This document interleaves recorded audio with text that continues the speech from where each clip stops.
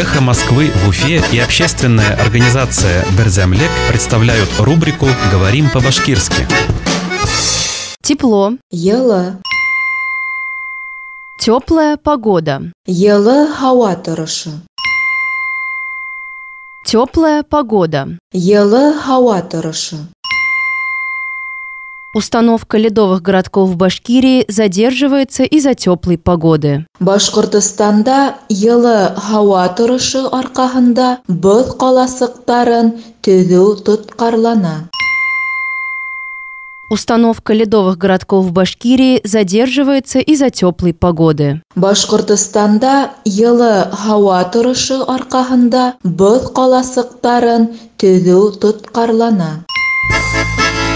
Эхо Москвы в Уфе и общественная организация Берзямлек представляют рубрику «Говорим по-башкирски».